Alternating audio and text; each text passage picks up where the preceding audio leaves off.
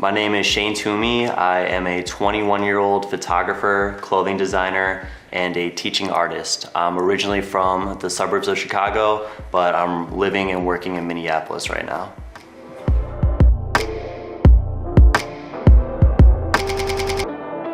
I've always had an interest in fashion. I think the main thing that got me interested in it is music, for one, and also just growing up where I grew up. It was a very kind of standard style, like everybody was an athlete and wore joggers and Nikes and basketball tees, and I was never really interested in that stuff, and I've always had this kind of weird isolation, so I wanted to stand out.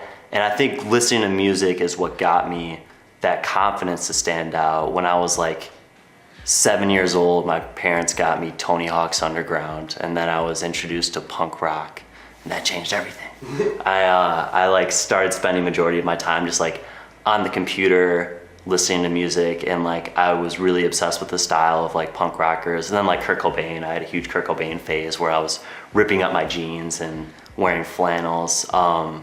The first piece of clothing I ever technically made is when I was like 8 or 9 years old. I drew Boris Karloff Frankenstein on a piece of copy paper and safety pinned it to a t-shirt and wore that to school. So I've always had this interest, but it hasn't necessarily been my particular medium.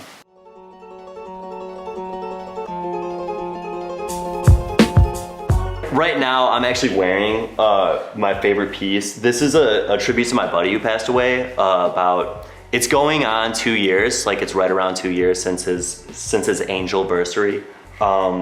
And I have a photo of him on the front, and then on the back, I have his logo, the way he tags stuff. I also have this tattooed on my ankle.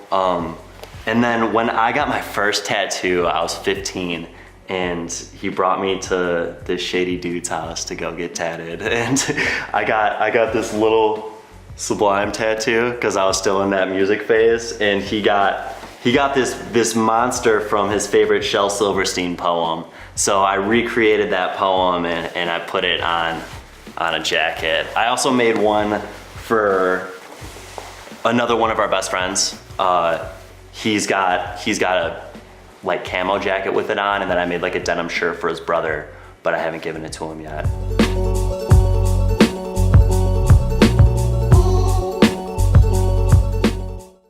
Dude, to be honest, I do have like big aspirations and stuff for it, but mainly I'm just doing it because I enjoy it.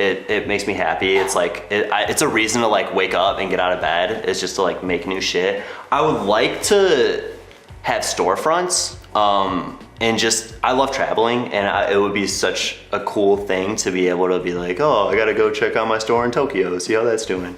Like that would be sick. But I don't. A large part of like what I do is I don't get anything wholesale or manufacture anything. Everything's thrifted or like hand-me-downs, because I grew up wearing thrifted clothes and hand-me-downs. And dude, like I don't need that. Like I don't need people in sweatshops making $4 hoodies that I sell for 40 bucks, you know? Like fuck that. There's all these clothing articles just out in the world that people aren't using, that people have given up on. So I'm trying to basically make those reusable, you know? So I don't see myself being like a wholesale. You'll never get infamous shit at Target, even if it got to the point where I could do that. But it would be really cool to have a couple storefronts. So that's like kind of one of my dreams with it. And like I wanna do other things like career-wise. Career-wise, I see myself as a teacher more than anything. And the clothing will just always kind of be like my side hustle, as like a way to generate income, and also just to keep myself busy doing something that I enjoy.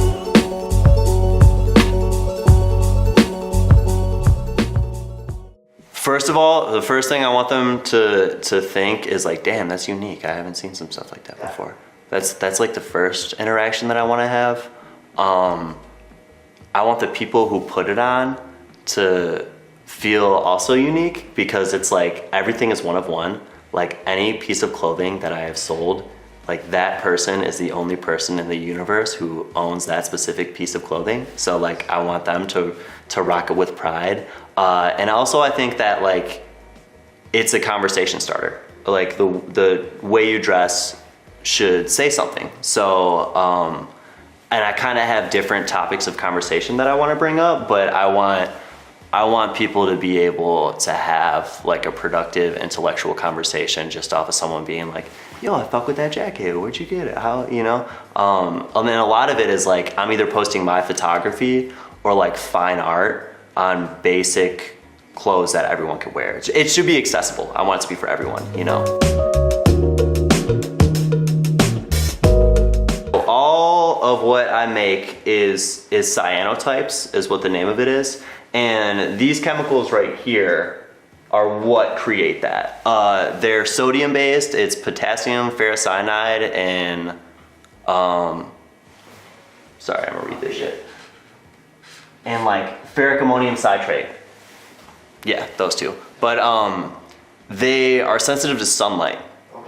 And it comes out as this yellow texture that will wash out and the surface will remain the color that it was. So if you have a white surface, it'll remain white if it's blocked by light, because the sunlight or UV light turns it blue.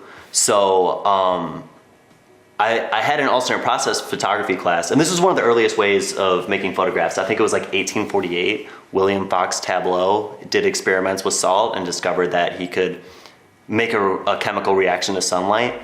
And I had this class where we learned how to do it, and right away, because I knew that I was interested in making clothes somehow, and I was really interested in photography and like darkroom, hands-on photography, I was like, well, if you could do this on anything, like, could you do this on clothes? Could you do this on cotton?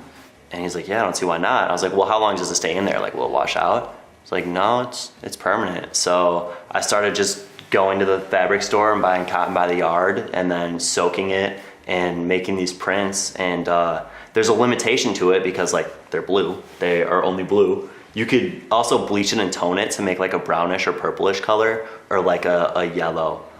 I didn't really pick up momentum with it until last semester. I had senior project and I showed one hoodie I made, just like one. And I was like, yo, this is what I'm thinking about doing for my senior project. And everybody was like, oh, dude, that's dope. Like, do a fashion show. Like, this, and that. And they were really encouraging. So shout out that senior project class. And also shout out Hannah Marie, because she bought that hoodie off me, like right there and then. And I was like, oh, damn, I could actually do this. And that was the like time to get it. And I was doing everything hand sewn, just like needle and thread. And then my mom got me a sewing machine for Christmas this year. So, and I had a fashion show my first fashion show here, like right around Christmas. So she gave it to me like a week or two early, you know, early Christmas present.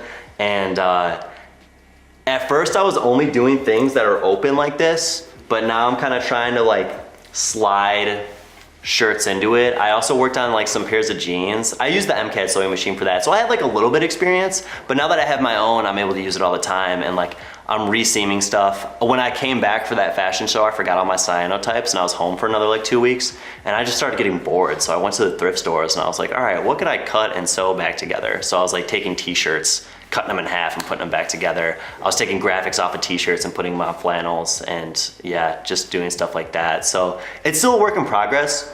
I would like to learn how to make some cut and sew pieces, like some just from scratch, but I think that would also go against my philosophy of like being sustainable and like reusing clothes. So I think I'm just gonna keep fucking with them and manipulating them for now. But I do wanna make a kimono. It'd be sick.